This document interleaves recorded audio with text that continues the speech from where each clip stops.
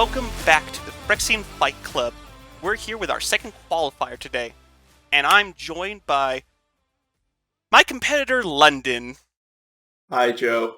And I'm super excited for this second qualifier. It's one more before the big championship for the belt, and I'm ready to see these players duke it out. Oh, it's going to be an incredibly exciting match today. Anyone you're really going for? I'm hoping for our past competitors to maybe jump up and get some redemption, but I can't say I'm not excited to see some new players in the arena. But before we jump into the game, let's get a little recap of how the tournament's going to work.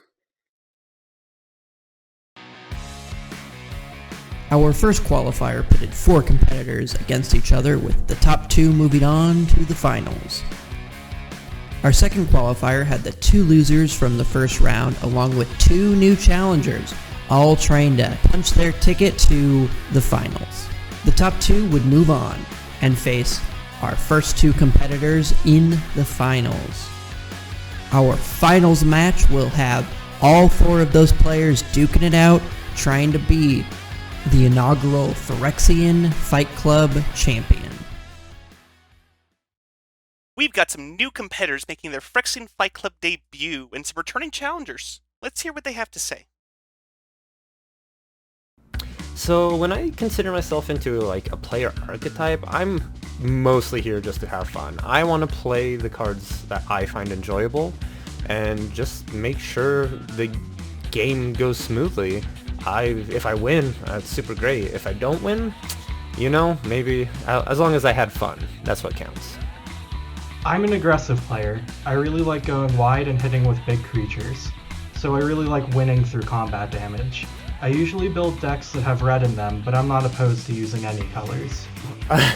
Qualifying for the Phyrexian Fight Club was super difficult. I was late to my qualifier match.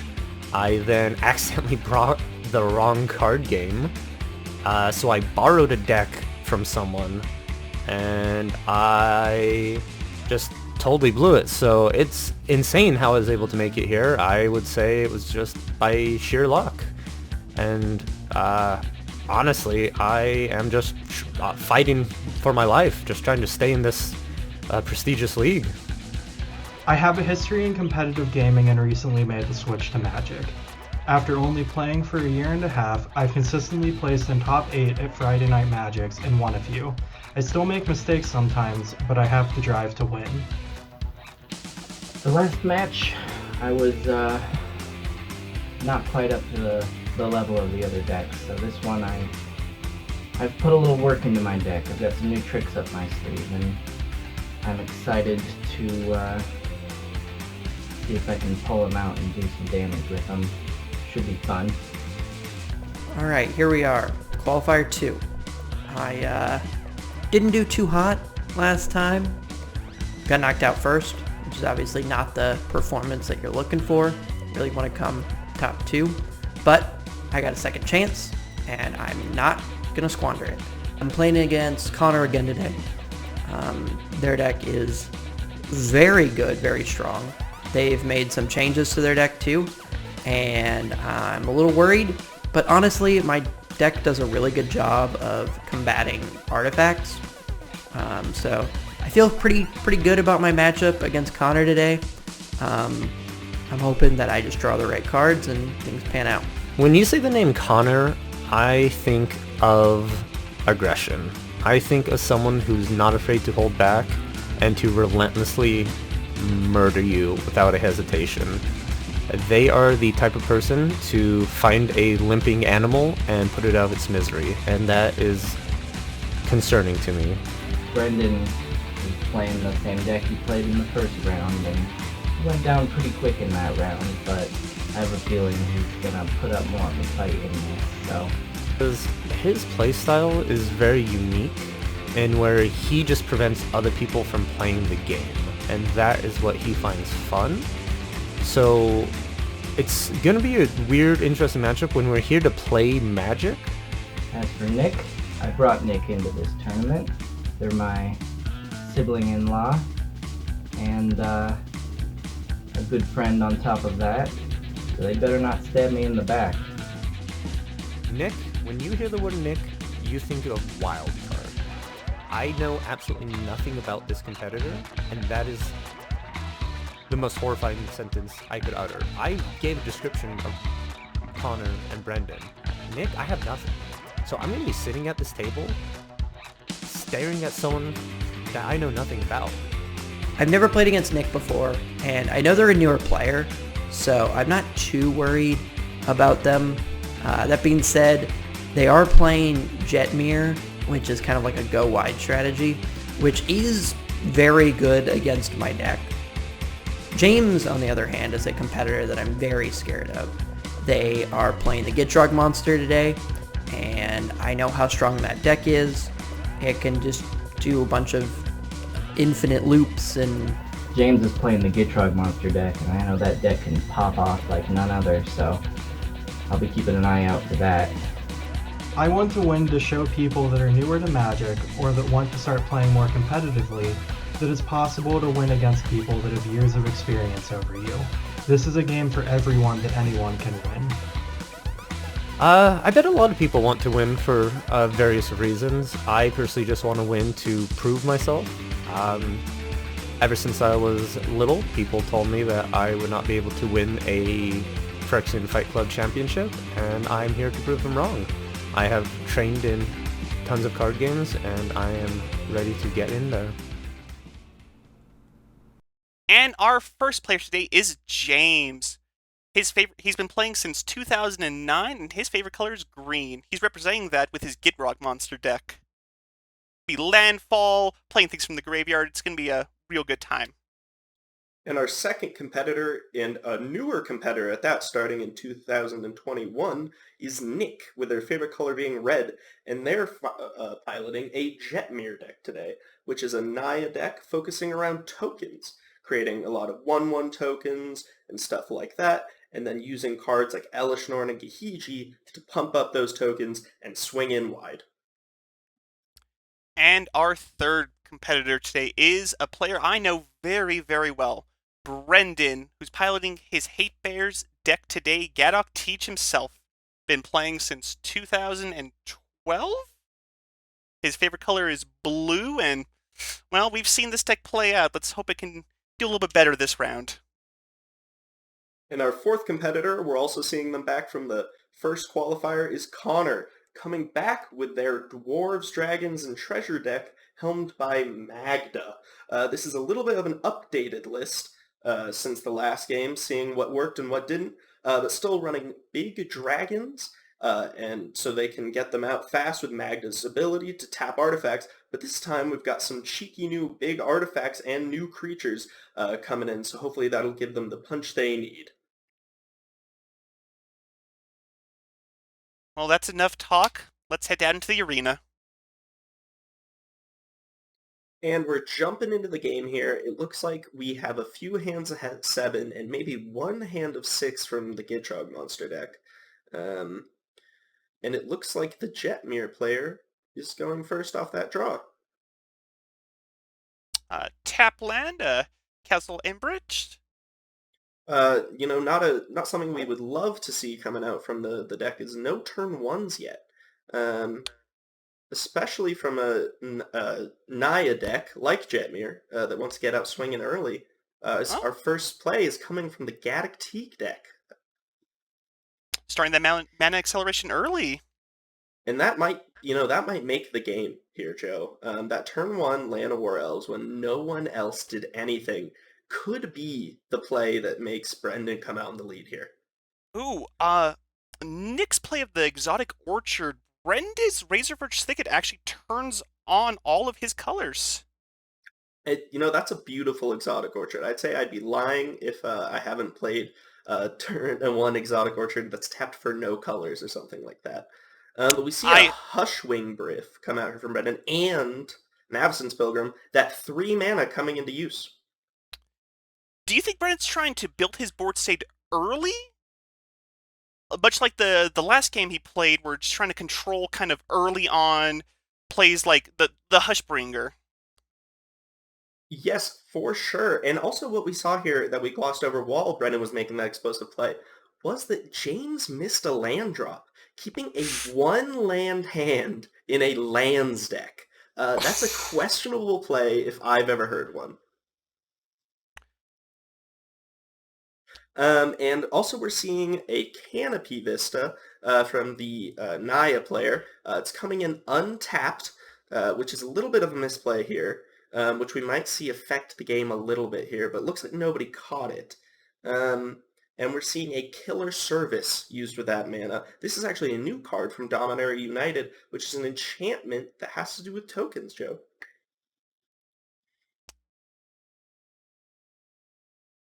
And it looks like they are already getting that token thing going. They can pay 2 mana to make some tokens.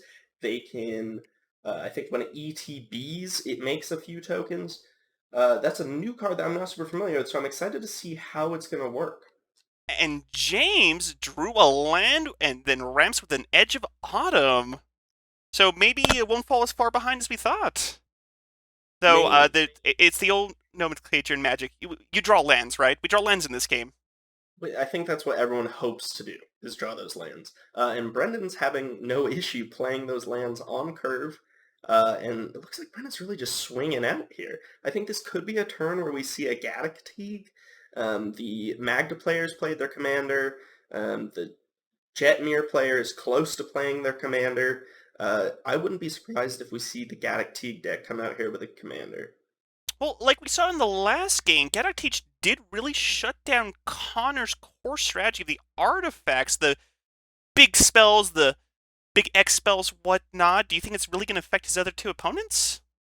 Or as heavily as Connor? Not as much yet. We do see some food tokens in play from that Killer Service on the Jetmir side, which are going to be not ramping, they're not treasure. And Magda doesn't have any treasure yet to ramp. So I think the Gaddock Teeg is going to be a little less valuable here at the start. But I think eventually, once they start ramping up, which most players want to do, like the Gitrog monster deck and the Magda deck, and Joe, I think you called it, a Kataki Wars Wage coming down to deal with those artifacts. It's like a DoorDash fee. You got to pay for those food now. I couldn't have said it better myself, Joe.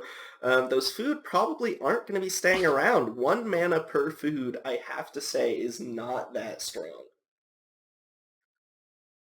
They could save one of them and then sacrifice it to the Killer Service and make a 4/4 at the end of their turn, which might be a play they make if they don't have a land. But I don't know if that's going to be worth their whole turn. I also doubt it, but that's 6 whole life. Might come into play later on. That is 6 whole life, especially with a mono red player in play, attacking right away and making that treasure. Getting aggressive, I'm a big fan. Who isn't in this game of Magic? Especially when you're fighting for that belt, you gotta get aggressive. So the Jetmir player is untapping, getting a little clarification on Kataki, and Kataki is a card that we didn't see in the last game, and I think might be a big hit here. I think Kataki is a super strong card, especially when against 2 players that are prioritizing tokens, which often are artifacts. Both the Magda player and the Jetmir player are playing cards that produce treasure tokens. Jetmir, as we saw, is producing some food tokens. So I think this Kataki might also be the one that's bringing out Brendan in the swing of things on top. I think you are absolutely correct, London. With these, Death and Taxes style of decks, just that little incremental value, just slowly putting your opponents behind and just getting so far ahead. But we see a Rip Apart coming down with the mode of deal 3 damage to take away from that Hushwing Riff, which was stopping the ETB triggers, I believe. Oh, the Hushbringer. Sorry, not Hushwing Griff. That's another card in Brendan's deck that does essentially the same thing, which makes me think that the Jetmir deck has some stuff that has Enter the Battlefield effects in their hand, which is a little showing. And James again ramps. Again, for staying on 1 land for, what, was it 2 or 3 turns? He's already back up to 5? And that's a Gitrog mana. A Gitrog mana monster is what he should be called. A Gitrog mana monster. It gets so out of control so fast. Especially when you're ramping. And, I think James might have saw that the turn, maybe if they drew land, turn 2 ramp, turn 3 ramp with Cultivate was enough where that was worth it, maybe taking a lack on a turn. I would assume James is playing quite a few lands. Yep, they're playing 36. So, drawing that land is more probable than anything else. And Brendan getting aggressive. Again, big fan of it. Maybe he learned his lesson from the last game, kind of holding back. I was about to comment on that myself, Joe. I think you're 100% right that Brendan is now learning that they need to be more aggressive after getting knocked out first last time. I mean, what are you going to do? It's a terrible thing. Who would do that to someone? I feel from personal experience from Brendan's side, that can just be the worst. But we see the Magda player coming in again to attack, to get some more treasure. They do have that creature in play that's going to make their dragons cost 2 less, so maybe they're building up for a big dragon. Gaddock Teeg only stops, I believe, non-creature spells with convert a mana cost 4 or greater. So maybe the Magda player is building up for a big dragon in hand that is 6 mana next turn. That could be something huge.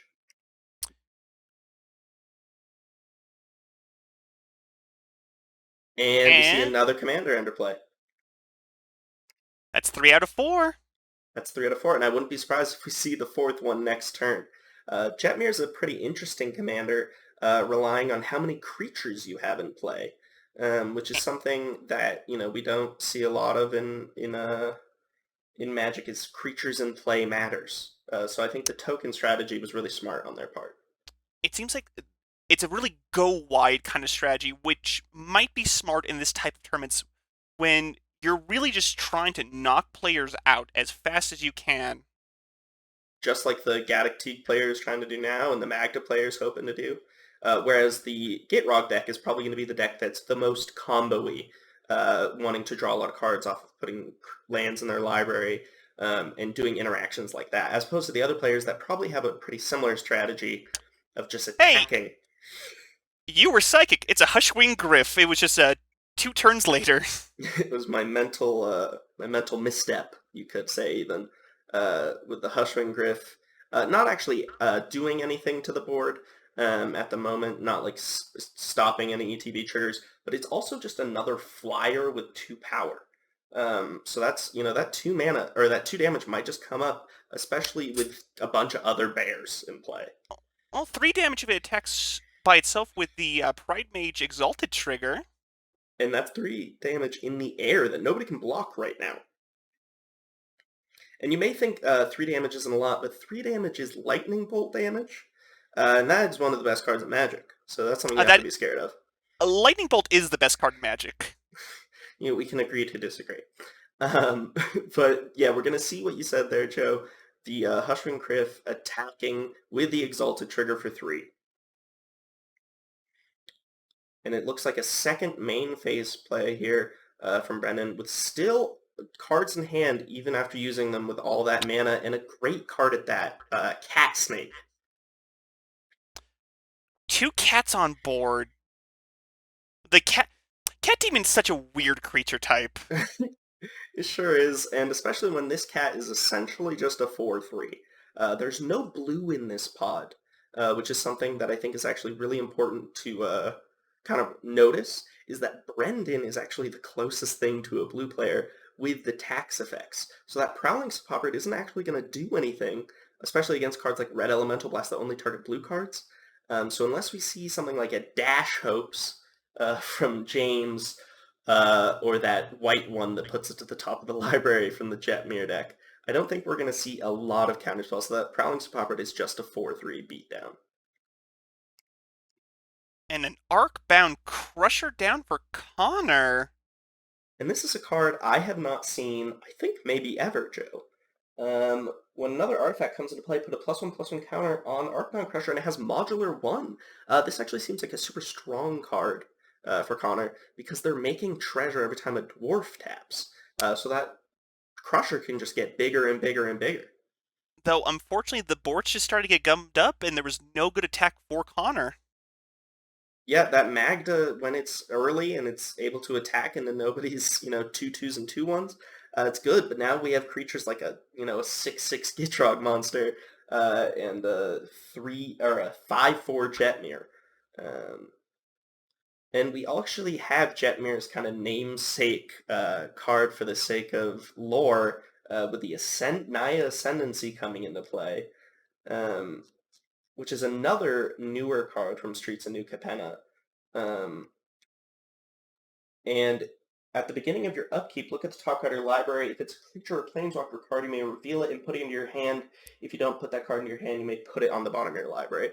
So it's kind of sifting out the deck, similar to a card like maybe like Abundance, or Lifecrafter's Bestiary, something that's at your upkeep, kind of filtering through your deck and drawing cards, especially creatures, which is what, the Jetmir player probably wants to see by now.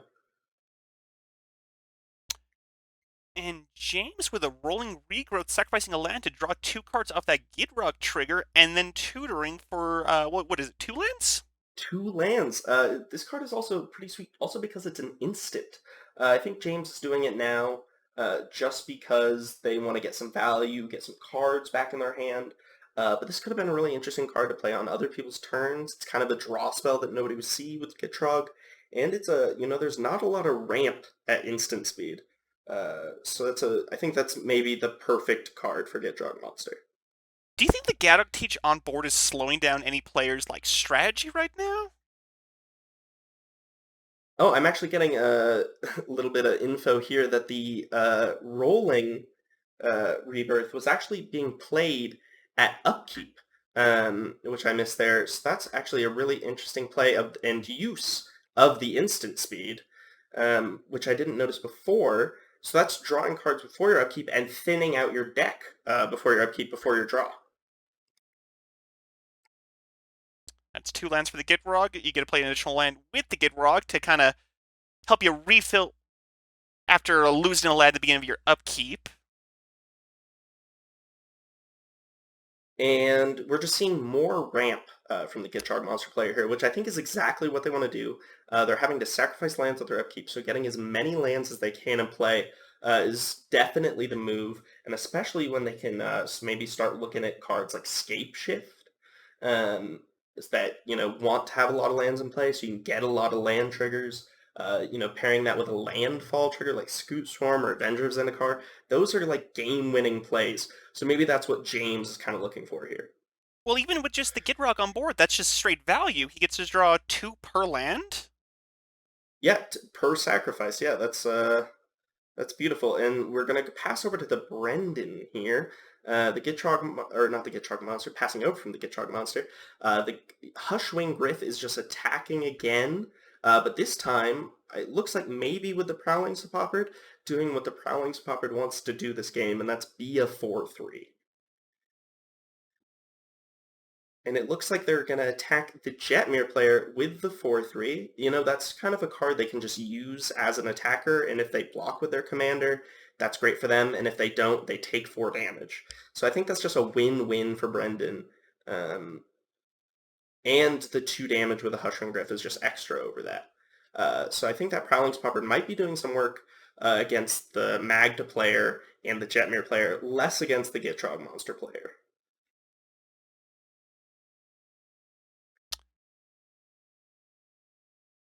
And we're in the second main phase here, and we're seeing a Rydane, which is a card from Kaldheim, the God set. And this card is an incredible card on both the front side and the back side. We're seeing the front side here, where it's also just a 2/3 flyer with 2/3 flyer, which, like the Hushwing Griff, is something that nobody's really able to block right now. And here it is, the Eidolon of Rhetoric, going to try to slow down this game. James has a lot of mana, so trying to cut that off the knees, 1 spell a turn. Same thing for Connor and Nick. Now, Connor keeps paying for that treasure token. Do you think they're trying to set up a bigger play later on? I would say maybe. It's a little interesting just because it's kind of not really a 1-for-1. You might as well just use the land. There might be something that we're missing here that Connor's thinking about. But But I think definitely the Gaddock Teeg player, we're seeing a much better showing than the first round, or the first qualifier match, where, these cards weren't really affecting the players last time, and this time it looks like they are. But now here to compete with Brendan's Flyers is a big bad dragon of their own with Thunderbreak Regent, which is maybe my personal second favorite dragon. I loved playing that card in Standard, and I'm super excited to see it here. What would you say your first favorite dragon is? Storm Breath. Storm Storm Breath is my baby. Stormbreath's a good dragon. He's a good boy, and I love him very much. He's a very good boy. Sadly, he's not around, but the Thunderbreak Regent does something similar to that card we were talking about earlier. Whenever it's targeted, it lightning bolts somebody. So that's a card that's probably not going to be targeted by individual removal. 3 damage isn't as big of a deal in Commander because you do have the 40 life. But that 4/4 flyer can block Brendan's stuff and can also get over the Gitrog monster and the Jetmir. So that's also just another threat. We see a Cultivate coming over, some ramp from the Naya player. And that is Nick's one for the turn. Which seems a little lackluster, I'm going to be honest, compared to a Thunderbreak Regent and an Eidolon of Rhetoric. Maybe they're hoping for a big play next turn. We haven't seen a lot from the Jetmir player, other than the 2 enchantments, which didn't stick around a long time. And we're going to see an Oracle of Moldiah from James, which is a great play that I think James would like to see right now. Thinning out your deck more, being able to play now 3 lands a turn with Gitrog and the Oracle. And that's a Ravenov Excavator on top, if I'm not mistaken? It is. It's the promo art. And that card is maybe one of the best cards in James's deck. Being able to play lands that you sacrifice, so you have a free land each turn, plus being able to play extra lands with the cards that the Gitrog monster has in play, is an incredible amount of value. We saw something similar here in the last qualifier with the Brago player and that Solemn Simulacrum, just kind of infinitely gaining value. And I think this might be a similar situation if it's not dealt with. Crucible on Legs is pretty alright. It's just pretty okay. In this case, I think it's more Crucible with arms. Doesn't really You're have not- legs. It's a little You're snake not eye. you're not wrong. But we see the Gitrog monster cracking in here for 6, using its big body, which is something that maybe James should have been doing earlier. But there is a lot of other creatures on board, so maybe they were just a little afraid of what would be coming at them. And after that, that was their one spell, was the Oracle of Moldiah, so we're just going to see some more over from Brendan. And Brendan's just cracking back in. I really love what Brendan's doing this game. I love that Brendan's getting aggressive and not letting himself be the first one out of the game. I think they have a little bit maybe of a bitterness from the last qualifier and are making sure that they are in the top in this game. Now, why would they be bitter at all about the last game? It was just it was a friendly, fun game. I think some people took away his first opportunity from winning that belt. So I'd have to say if I was in that position, I'd be pretty salty too. I don't know about all that. Anywho, We don't so see it looks like Brendan play a card at all. Just cracking in with those creatures. What would you say that the green-white deck is losing by not really having a big draw engines and more focusing on the death and taxes? Because right now it looks like if Brendan gets board wiped or a lot of his creatures die, that he's going to be behind quite a bit. So do you think Brendan's overextending here, or all the little creatures are helping him? unfortunately, with this style of deck, you really do need to play to the board. So that's just the risk you run, and you kind of have to hope with the Gaddock Teach is protection enough from most board wraths. I know Brendan plays a couple in his deck, but those kind of play around with either CMC higher than 2 or 3, or power higher than 2 or 3, which is around the average in his deck. Yeah, but they're cards like Slaughter the Strong and one of my personal favorites, Citywide Bust, which is play in his favor. So maybe Brendan's holding on to one of those in his hand. But I think Brendan might, if that Gaddock Teeg dies, maybe to like a burn spell, a lightning bolt even, I think Brendan might be afraid of a Blasphemous Sack, or, a Damnation Effect, Toxic Deluge. Any of those cards, I think, Toxic Deluge especially, because you can play that card, might be an issue. Yeah, I think that's out of all the cards you listed, with Gaddock Teeg on board, I think that's the only one that can be played. But the only person that it's available to is James. Yeah, so I mean, So- that's one card out of 4 players that they may or may not be playing. There are a bunch of Wraths in white in Jetmir, and red has a few as well, which 2 of the players are playing. So I think there's definitely some Wraths somewhere.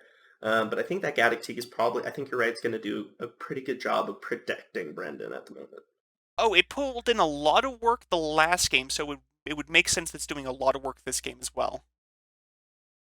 And it looks like they're having a little bit of a conversation, and Nick is asking which creature is stopping X spells as Brendan points to Gaddock Teeg, which makes me think that maybe probably Gaddock doesn't mean Teeg might anything. be leaving. And that's a Path to Exile.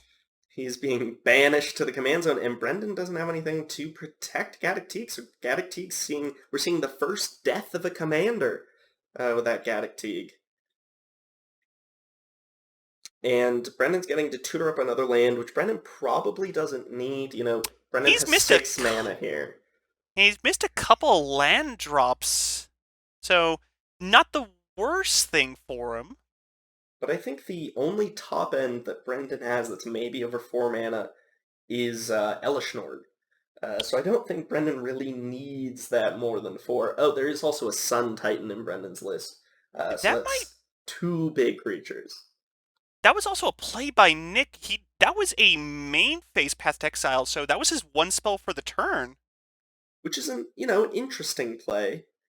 Maybe they just wanted to make sure while Brendan didn't have a draw to get rid of it.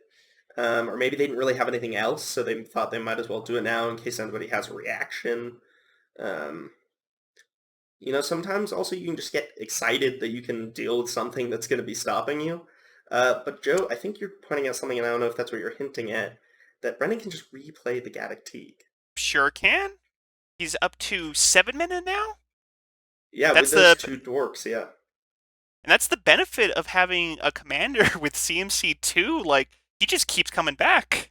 Yeah, I mean, in the last qualifier, I think Magda was played 6 times or something. I think Magda ended up costing like 10 at the last play. That sounds about right. And Brendan almost has the mana to be able to do that. So I think that was a questionable play. Yep, and there it is. Yeah, I think that was definitely a questionable play from Nick.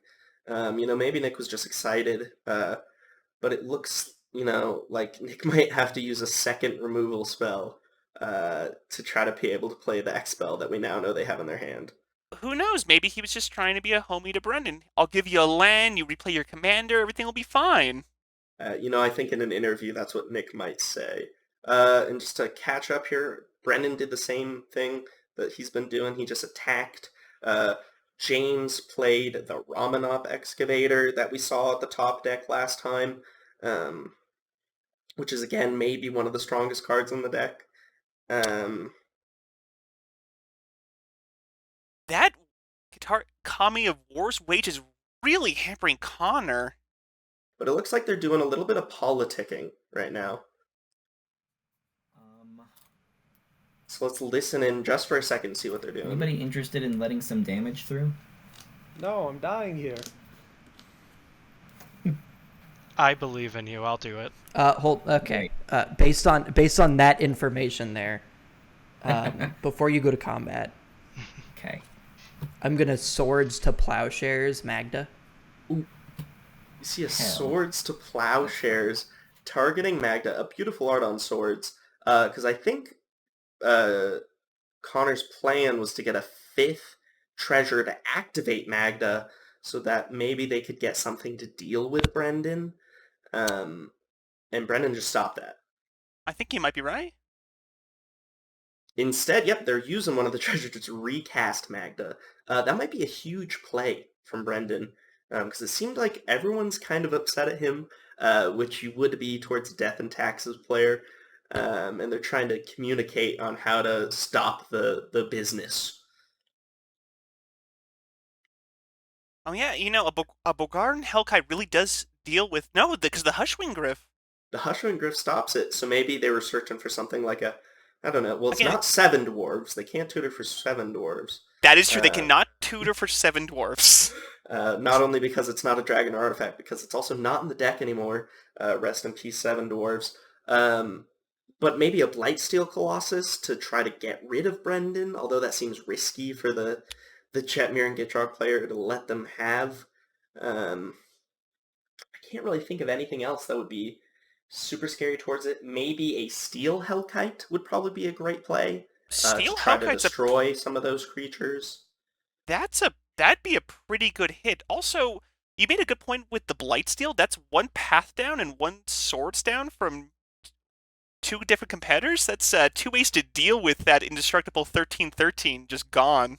And I think that's something that maybe they're not thinking about is artifact creatures with Magda's ability. They're getting stuff like big dragons like Udvara Hellkite and Wrathful Red Dragons, cards like that.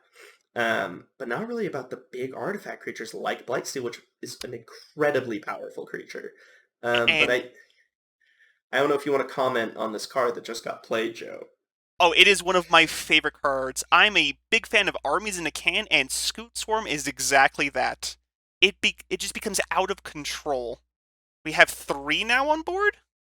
2 or 3. I think it's 2 at the moment. But Gitrog can actually make it, so you're getting at least to a turn with those extra land drops. And the lands are being supplied in the graveyard by the Ramanop. But it looks like they got a little bit of a head. Yeah, so 3 total in Sex, you're right. Yeah, because after the 6th land, you just start making copies of Scoot Swarm. Which I think is what makes that card insane. Oh, absolutely. Once those, and that's where a board wipe might be, good for the table, is once that Scoot Swarm starts getting out of control. And it looks like they're trying to figure out Scoot Swarm math, which is something that I think we've all done at some point. Oh, we've all been there. We've all been there with the opponent who has a Scoot Swarm. And it's both a blessing and a curse, you could say. And it looks like Brendan doesn't like that Scoot Swarm, because on their turn they're attacking James in the air for 4. I think Brendan's seeing and threat assessing and saying that Scoot Swarm is going to get out of control. James's life is getting a bit low there, too. Down to 19.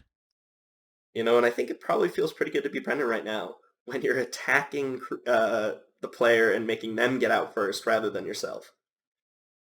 Oh, that's a Scavenging Ooze. It's going to start eating those lands, making that Robna of Excavator useless? Yeah, Brendan's getting pretty lucky this game and absolutely hosing their opponents. The stopping the Magda player from getting anything and stopping those artifacts.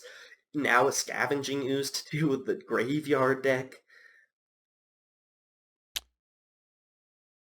And, they're referencing there how good Scoot Swarm is, Brendan, with that threat assessment. It's so innocuous at first. You don't really. It's just it just makes 1/1s. What's it matter? But then makes those copies of the same card. And when you're playing 2 to 4 lands a turn? Yeah, that happens in 1 turn. I'm surprised it didn't happen on that turn. I think the Eidolon of Rhetoric was really the only thing stopping it. And we're passing over after that combat step and that Scavenging Ooze to Connor, who's getting rid of their artifact creature because it wasn't really doing anything, but still paying for the treasure token, still trying to get up those treasures so they can sacrifice and tutor their deck. Ooh. Scourge of Cur Riches. So that takes care of the Gaddock Teach problem. That takes care of the Scoot Swarms. That takes care of most of Brendan's board. If it survives to the next round. And, well, they can activate their the 2-mana ability with those treasures. Oh, you're dealing 2 right. damage to each creature without flying. That was a huge play from Connor. An absolutely Absolutely. huge play. Uh, paying 2 mana to destroy almost all of Brendan's creatures. The Scoot Swarm, which is a big issue, and I believe it kills the Elf on the Jetmir player's board. That is a huge play. That's a game-winning play right there. That is a game-winning play right there. Well, we'll see. But that's pushing in the direction for sure. But I think before that happens, Connor's going to combat. Maybe they're not even going to do it yet. See if anybody plays anything else. Maybe beef it up. I like the discipline of holding back your mana and just kind of having it as a threat. Yeah, Magda is definitely not the target right now. I think playing that card puts a little bit of a target on them. But compared to the Scoot Swarm and what the Gaddock Teeg player is doing, that's nothing. So we're seeing pass to the Naya player, and it doesn't... Hopefully they do start doing some big things this turn. It looks like they're going to combat and attacking. Looks like they're attacking the Gaddock Teeg player here. And yeah, Brennan's just going to block with a Prowling Sepulchred. Ooh, but we see a combat trick giving Jetmir double strike and killing the Prowling Sepulchred, not getting any damage in, but I think that was a play that Brennan was probably not seeing, and now one of his bigger beaters is gone. Boros Charm is one of my favorite charms from the Ravnica cycle. It can be a combat trick, you can just finish off an opponent, you could Jockle Hops and make all your stuff indestructible. There's so many different uses for it. Oh, it is it's maybe the best of the 2-mana guild charms. Maybe with Azorius Charm up there too, just because it has the draw card clause. I think the Izzet Charm as well. Izzet Charm too, I think that was also a player definitely in Standard. Maybe a little less good in EDH, but I think Boros Charm definitely holds its own in this format. Oh, absolutely. And it looks like James is just playing another land, getting a bunch more Scoot Swarm tokens. Now Scoot Swarm is definitely... there's Scoot Swarm tokens in play and insects in play. But we can hear James trying to talk to Connor about not destroying all the Scoot Swarms, maybe trying to do something. We have Satyr. Excuse me, but they are also all insects at the moment. They are not Scoots yet. I believe Scoot is after how many insects? It's after 8. Or how many lands? 8. Excuse me. I was off a little bit there. But James is definitely close. I think it's 1 more.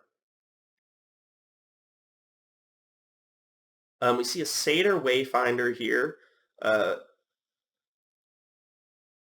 Oh, excuse me. I am obviously not familiar enough with Scoot Swarm. Just in my ear, they're all Scoots. They're all Scoot Swarms. Yeah, it's after 8 lands is when you get to start making the Scoot Swarm tokens. I believe he played it on his 8th land, and then, or 8 lands in play, and then played it. You know what, Joe? You are 100% right. I just hate that card so much that I just wanted it to be insects. I didn't even want it to be the Swarm. And it's after 6, Joe, not 8. I just looked at this deck list. So obviously you're not familiar enough, even though I've seen you play that card a plethora of times. Well, I guess not. But, no matter what, that card is an issue. Even if it just made insects off of the ETB, I think that card would still be pretty good. Definitely not as good because it's not as exponential. But also with that dragon in play that can destroy all of them at any time against a green-black deck, which doesn't have a lot of protection, maybe a heroic intervention type of effect, I don't think James can really do anything with them effectively. And discarding an Azusa, Lost But Seeking, which is maybe also one of the better cards in James's deck. But it's, with that Scavenging Ooze in play and the lands not going into exile after they hit the graveyard, they can't really repeat a lot of those land triggers. So maybe they just have better cards in their hand at the moment against that scavenging use. And that's 4 more to James. He's just getting beaten up this game. And, I'm not going to say it's not deserving, Joe. Scoop Swarm is a card that, Brennan said wins the game. That is a winning card. You're not wrong. And when left unchecked, Gitrog can just combo off. You play a Zurin Orb and some way to bring back your lands like a Splendid Reclamation? Oh, disgusting. There is no Dackmore salvage in James's list, so they can't do the infinite cleanup step thing. But they can get pretty close to doing some gross stuff like that. Well, James is a big fan of saying infinites break the game, so I know they adamantly try to avoid them as much as possible. You know what? And that is respect that I can adhere to. That's a Borgon Hellkite. I wonder if Connor realizes the Hushwing Gryph shuts off. Oh. Yep, and they just forgot about the Hushwing Gryph, and they're just playing a big old 5/5, which is okay. A 5/5 in the air is a 5/5 in the air, especially when, some players at the table are at much lower life totals, like 26 and 15. 5 is, a third of James's health. And, go ahead, Joe. Oh, that's Brendan down to 16. Talking about low life totals, I think that's where Brendan was last time when we talked about how low their life total was. 10 damage is nothing to scoff at. We were just talking about how 5 damage is a third of James's health. 10 damage is a third of Brendan's health. So we have 2 players who are on the pretty low end of an attack or 2 from being out of the game. I think Connor really might want to take Brendan out. They might have a big X-Spell in hand that they can't play because of the Gaddock Teeg, or a big 4-up CMC. Maybe they just want to stop paying for that one, or for those 2 treasure tokens they've had on the field for so long. And as we saw last time, Connor has some gross big instants and sorceries in their deck, like Reckless Endeavor, Blasphemous Act, Brass's Bounty, Disaster Radius, all cards which can't be cast with Gaddock Teeg in play. So I think, realistically, getting Brendan out of the game is maybe the smartest thing to do. And Joe, we see a second Scoot Swarm. I am so glad I'm not in this pod. Same. This is something I would never want to deal with. And I honestly, I honestly hope that London and Joe don't have to deal with that in the championship pod. I hope they don't have to deal with that as well.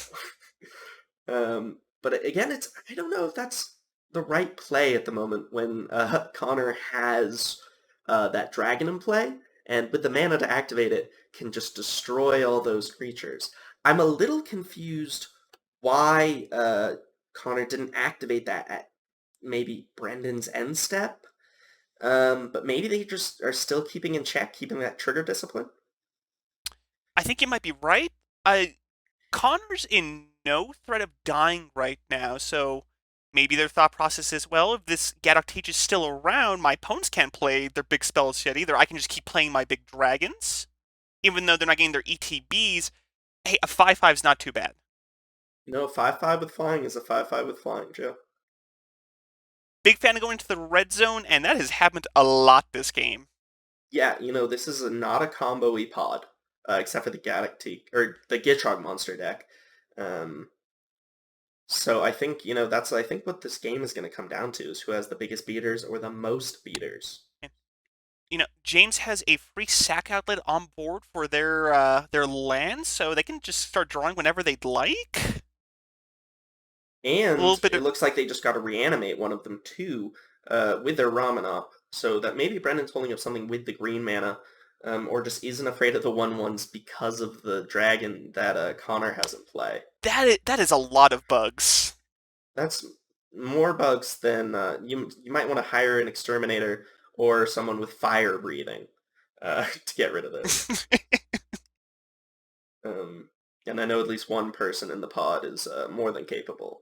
But it looks like James is just trying to maybe draw onto something that they can do. They played a few lands, drawn a few cards off of Gitrog. off that Sylvan Safekeeper, which is sadly only gives Shroud, not Indestructible. So I don't know if that's doing anything against the dragons. A lot. A lot. It's true. It's true. They do have a lot. So is the a lot? Yeah. So it looks like 12 of them are coming at Brendan. Which maybe, Brendan can block quite a few of them. Yeah, and Brendan's Block blocking 8 of them? Yeah. Although that 4 damage makes it so that Brendan can die to a swing from Connor. But it looks like they have some responses before that happens. Sacking the Kasali to destroy one of Connor's treasures. And hitting a treasure. Wait, and they're... Yeah, Brendan, in response, Connor is activating the ability, so Brendan's actually making them have it. So that's a beautiful trade from Brendan. Oh yeah, making Connor pull the trigger. That saves him 8 life? Yeah, well, it saves, the 8 blocked 4 damage, but it saves maybe some creatures. I believe he did 4 damage as well, so his things with 3 toughness should be fine? Yeah, exactly. I think that was a really good... And saving the Scavenging Ooze by exiling some creatures and gaining some life back, which is probably going to be super relevant, especially when Connor has, 15 damage in the air? It's just 14. It's just 14 in the air. Oh, no, it is right. 15. It is 15. Thunderbreak Region, I believe, is a... It's a 4-3, right? Is it I think it's 4-4? I'm bringing up my list here so I can forget. I know I bragged about how much I love that card, and I can't even remember its power. Yeah, your second favorite dragon. It is a 4-4, so it's 15 damage with a Bogart and Hellkite. Just like how I know Scoot Swarm. Yeah. Come on, Joe. We're Magic players. We're professionals. We're Magic players. I should know all of the cards. An important card that lived is Eidolon of Rhetorics. People still being able to only play 1 card a turn. The Hushwing Griff lived. And the Scavenging Ooze, which maybe are the 3 most important ones other than the Gaddock Teeg. Hey, can't forget about those Snowlands coming into play. Tapped. That's been very relevant this entire game. And it's maybe the most relevant ability on that card. Though the extra tax on the CMC4 might be relevant now that Gaddock Teach is gone. Most players have quite a few mana, so maybe not. But another thing is Brendan can play Gaddock Teeg again. They didn't. Opting not to. I think they might be keeping up mana for the Scavenging Ooze, Joe. Well, also, if they play the Gaddock Teach, it just dies to the dragon again. Oh, yeah, you're 100% right. I didn't even think about that. Yeah, that's a multiple ability. Which Connor has... They have 8 mana. They can activate it a few times just to kind of wipe the board out, keep their big things around. Yeah. I don't know. A lot has happened. That dealing 2 damage to all the creatures without flying was huge. That's game, that's changing the tides. At the moment, James and Nick were kind of throwing some aggressive cards out there, and Connor's still just maintaining that life total and the board state. As the resident burn player, Pyroclasm is pretty alright. Usually not super great in Commander, but it's been pulling in some work this game. Yeah, I think that's another thing we should, I said multiple times, is this game has no blue, no real combo, no real control deck. I mean, Brendan's is kind of a control deck, but Death and Taxes is kind of its own subsection. He's playing, Permission, but, in a different style. Exactly. And that style is really susceptible to Pyroclasm, in this case. So I don't know if there's a better dragon that Connor could have in play, if I'm being completely honest. I think you might be correct. Other than maybe Steel Hellkite. Steel Hellkite might be one better, but I don't even know if it is. You can't activate it multiple times. We have, 8 mana? Oh, Sylvan Keeper has 1 toughness, right? I think the Sylvan Safekeeper should have died, which is another play mistake that we're seeing here live, and they do happen. It's Magic. People miss stuff, especially when there's so much going on. I think everyone was so excited about the Scoop Swarms happening and that they died. But hopefully it shouldn't have too much of an effect on the game. And it looks like they went to combat, and James, I think, is dead here. I think you might be right. Connor went to combat, swung his creatures, and attacked James for lethal, killing James. And James is our first of the dearly departed in this No, they're not game. They're not dead yet. They're drawing some more cards. I don't know, Joe. I think I'm sending them off to the River of Styx. There might be a fog in there. There might be a 0-mana fog. One of my favorite cards, Snag. They could have Snag. They could have Snag. Which is Force of Fog.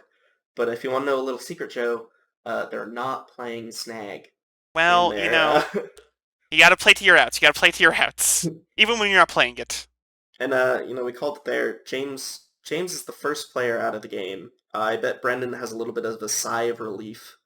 Not being the first player out this time, and now has a 25% better chance at being in the championships, fighting for that belt. Though, Brendan being an 18, Connor being at 41, Nick being at 30, he's not really in the driver's seat right now. No, I think maybe the life versus the board presence, it's kind of a toss-up for who's in second with the Gaddock, Teeg, and the Jetmir. And we have a Martial Coup. Which is a card that, I think we don't see in most strategies just because of how kind of off it is opposed to a Wrath of God, but it works pretty well in this token-style Naya deck. But it looks like in response, Brendan's sacking their fetch land to get a Canopy Vista untapped, and is looking to exile some creatures with Scavenging Ooze before this card resolves. Maybe to keep... Yeah. So they're exiling all creatures in graveyards to gain some life. I don't think the counters are going to really matter on the Scavenging Ooze, because I believe it just dies to Martial Coup anyway, because it just destroys all creatures afterwards, if I'm correct. Yes, destroy all other creatures other than the 1/1s. So now, I was saying that maybe the board presence changed the outcome, but now that board presence is gone, and it goes to the Jetmir player. We're pretty set back now. Again, the Magda player was in firm control, but how many cards do they have left in hand? Just a few? You can't tell here, but maybe they couldn't have more than one or two. And the same goes for the Gaddock T player. They're both not playing blue. They're both going to be pretty low on cards in hand, and their commanders are less impactful later this game, as opposed to the Jetmir, which is going to be a great card with those tokens in play. And the Jetmir can be played. A solid play from Brendan. Recruiter the Guard tutors for most of his deck?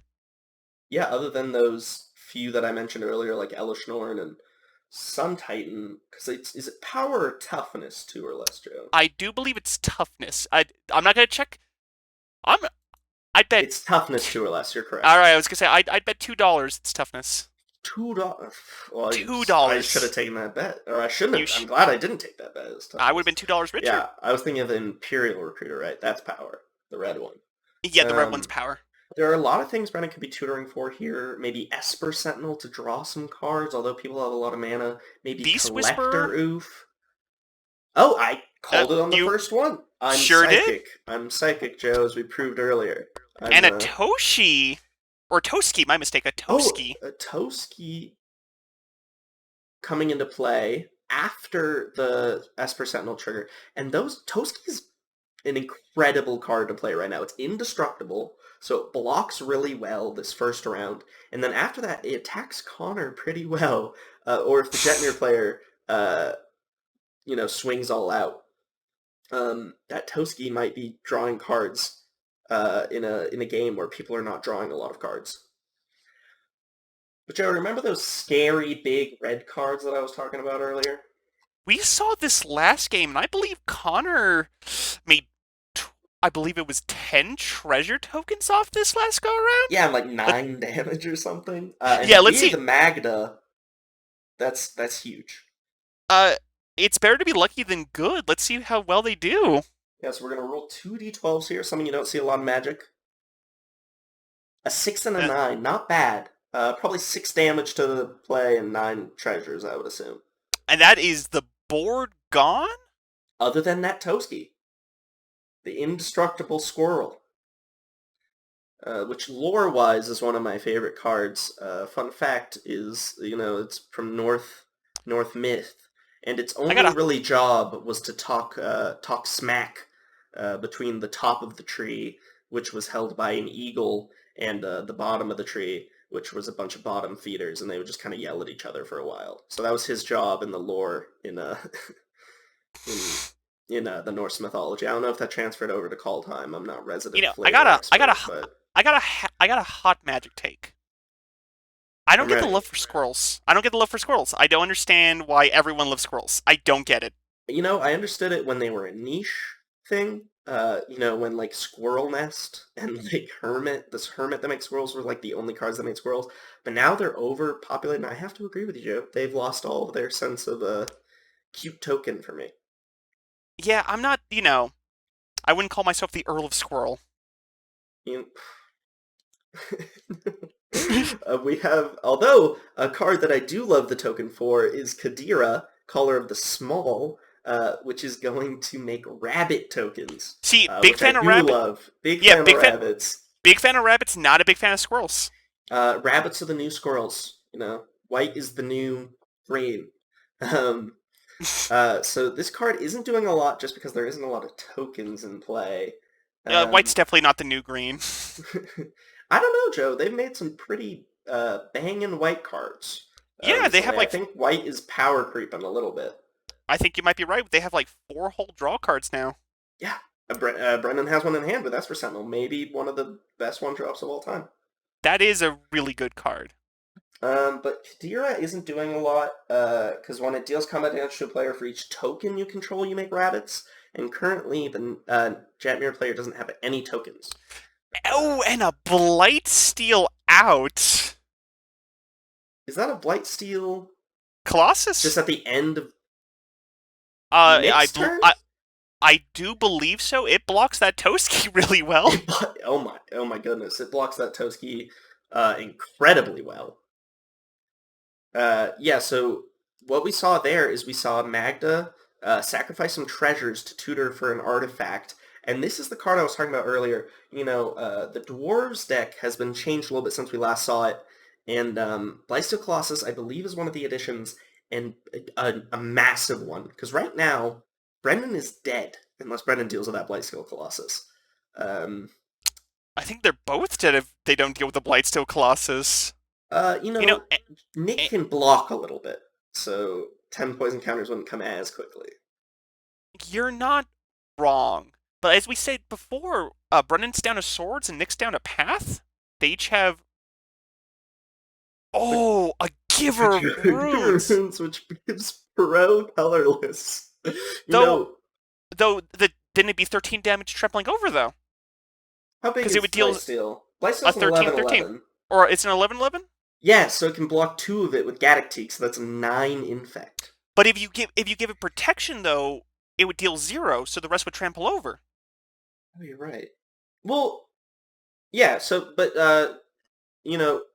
Brennan can still block and just take a 9 infect. You're not wrong. He's not dead. And or 6, or 7 even, if they block with the Giver of Runes. It could also just be a really big red button from Connor. They don't need to swing with it. And Joe, I think you're wrong. I think if they give Prot, I think it'll deal up to toughness and then block, if my memory serves me. So I think it would be 9 infect. I could be wrong. And I think what we're going to see right now is, the attacking Brendan, blocking with Gaddock, Teeg going to 9 infect. You might have been right there, Joe. You know, I haven't been a judge in a while, and infect is something I don't deal with a lot. But we saw exactly what you said before, where Gaddock Teeg is gonna block and go to 9 infect. That's a tap disc. I don't know why Connor needs another button. Blightsteel Colossus is indestructible, Well, so maybe that's just an it clears up extra the button on board. top. If Connor swings at Brendan next, kills him off, and then waits till the end of Nick's turn to pop the disc and then attack with the Blightsteel, that's game.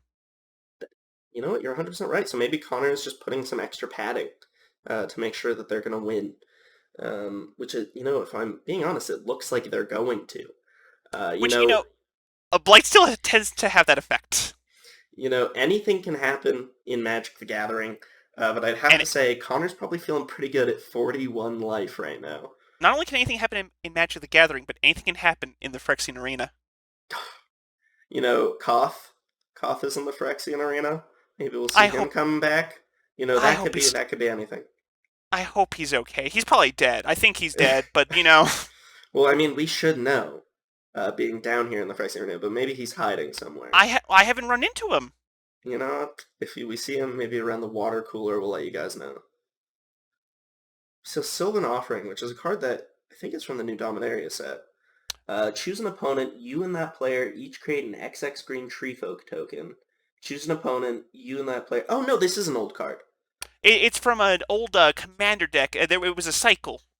Yeah, the blue one let you draw cards, right? draw. Yeah. The red one was my favorite. It was a 5-drop. You get to destroy a non-basic, and I want to say deal 7 to something, and an opponent's choice as well. That's pretty sweet. It makes tokens, which is what the Jetmir deck wants to do. Well, that's a 9/9. That's a 9/9? Is that a sorcery? I believe so, and a bunch of 1/1. So, this game's still going.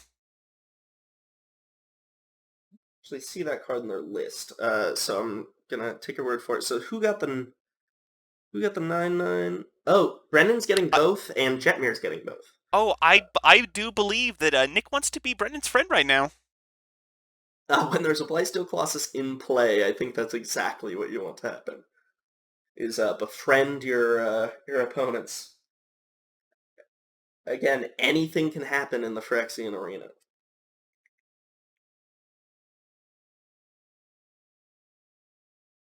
And it looks like...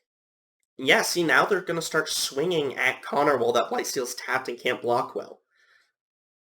And now that Nick has some tokens in play, Jetmir's ability is actually coming into play, which is something we haven't seen all game, where the creatures are now getting Vigilance, and I think Trample, creatures also get... I want to say Double Strike, right? too, yeah, because it's 9 1/1s and a 9/9. So they have +3/+0, Vigilance, Trample, and Double Strike. Is that... That's almost... Oh my god. That was a huge swing for Nick. If Connor doesn't have anything, Connor loses on Brendan's attack step. Because Brendan also has a 9/9 and 9 1/1s. Well, they still have Magda out, so...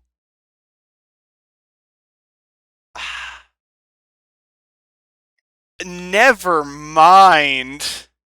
She's back from the date with James. She's back from the date with James. And she's on Brendan's battlefield.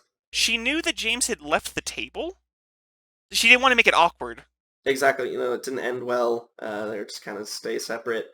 But they're now with Brendan and helping out, making all those 1/1s 3/3s, and killing off all of the other creatures that Nick made, other than that 9/9 and Jetmir. I think Brendan learned from the last game. There are no friends in the Phyrexian Arena. Hey man, thanks for the 9/9. Or thanks for the 9/9 and the 9 1/1s. Let me get rid of your 1/1s. Yeah, now I have an 11/11 and 9 3/3s.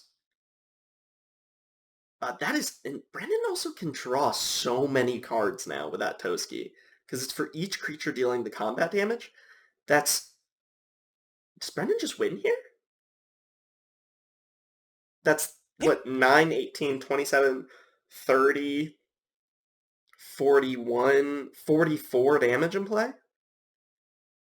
Nick can block, so Nick probably isn't dead. I think at least one player is dead here, other than Brendan. It's just whether or not Brendan has the threat assessment of Nick or of Connor. I mean, obviously Connor has the Blightsteel Colossus. That's 11 swinging in.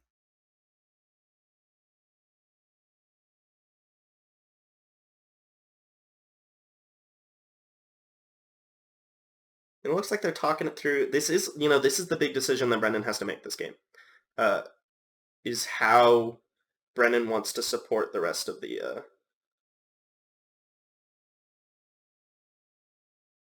And it looks like the 11/11 big elf that Brendan got given is going at Nick, being given pro-green by the Giver of Runes. And it looks like some of the 1/1s are going to be probably split up here between the two players to maybe draw some cards and deal some extra damage. I'm excited to see how Brendan approaches this, if they're going to kill Connor or not.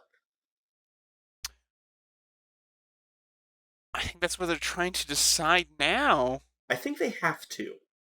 Just because of the Blightsteel Colossus, I think it makes no sense for them not to, but I think Nick probably has a little bit more of a catch-up ability with the board wipes in deck.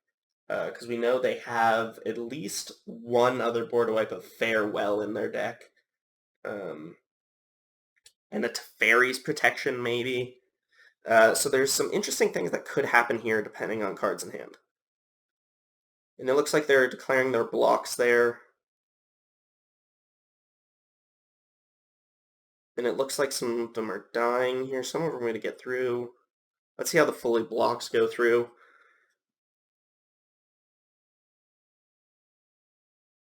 And it looks like Nick is taking a... Yeah, so Nick is going to 8, and Connor's is out. So the these biggest are performer is out of the game. And out of the tournament, these are our final 2. I'm going to be honest, Joe. I was not expecting this at all. Yeah, I really thought that Connor was going to make it through. I thought so, too. I thought the fate of both of these competitors' hands was in Connor's hand, but I guess not. I think Nick might have made maybe one of the biggest, few misplays this game, but was giving Brendan the right play. Because I think other than that, I think Nick had a good, I think Nick was getting second probably no matter what. So Nick kind of kingmakered here. I think Nick is looking at their options. Playing an Intrepid Adversary, which is an interesting play because it's going to die right away, I'm pretty sure. Oh no, it does get +1/+1 counters. Oh no, it gets... any number of times. It doesn't get +1/+1 counters. It gets counters that then give creatures +1/+1. Which will kill off the Intrepid Adversary right away.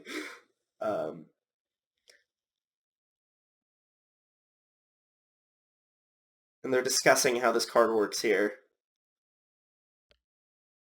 I think, let me pull up the text on this card, just so I can read it and maybe try to figure it out for us.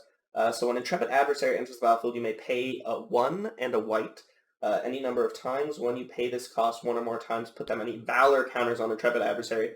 Creatures you control get +1/+1 for each Valor counter on Intrepid Adversary. And we're hearing now that Brendan top-decked the win of this game with that Elish Norton. And Nick is scooping it up. He's scooping up. They're discussing how they're going to the championships. So now we know it's going to be Jetmir, Gaddock, Teeg, Liesa, and Barago in the finals. And that was an intense and a roller coaster of a game, Joe. That game was insane. The last couple of turns. I think everyone at some point had that game in the bag. Obviously, other than maybe the Gitrog monster player, but that Connor had it for a while. Then Nick, with that huge play, making all those 1-1s, probably had it until that Elishnorn came down that top deck, and it made Brendan the winner of the qualifier. I think the other two competitors definitely have their work cut out for them. And again, Nick in their rookie year making it to the finals, that's not too bad. In their rookie year, and they've only been playing for a year, and they might have that belt hanging on their wall. Jetmir, the cat demon, might be wearing that belt. But in the meantime, Joe, I've had a wonderful time casting this game with you, but I think we're going to hear a little bit from the winner of the game. So I'm going to pass it on over to the winner's circle, and we'll catch you later.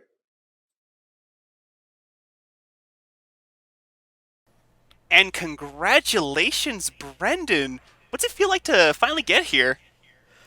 Whew, I am exhausted. That game was so back and forth.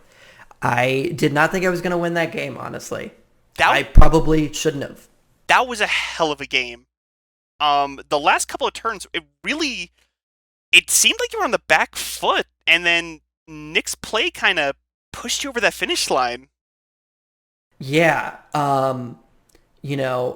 I got attacked by the Blightsteel Colossus, going up to 9 Infect. I had to block with Gaddock Teeg. And I looked over at Nick and I was like, hey, so Connor's the problem, right? And they were like, yeah. And so they cast their big spell to give us each a bunch of tokens, thinking that probably we'd be able to use those to block or maybe overpower Connor. But then, I flashed it. I had just an Esper Sentinel in my hand. That was it. I was about to say, you top decked the Elish Norn, right? Yep, I top decked the Elish Norn, and I had exactly enough mana to cast it. So I cast it, and that little army that Nick gave me wasn't just attacking for 9 anymore. It was attacking for a lot more than that. And I was able to take out all of the tokens that Nick made for themselves. Yeah, is that what you do with your friends? Look, Nick cast the spell. We agreed that Connor was the enemy, and there was no table talk about that. Plus, Nick had to choose an opponent, and it might as well be the player without the Blightsteel Colossus, right? I mean, that's completely fair. Again, it was a hell of a game, though.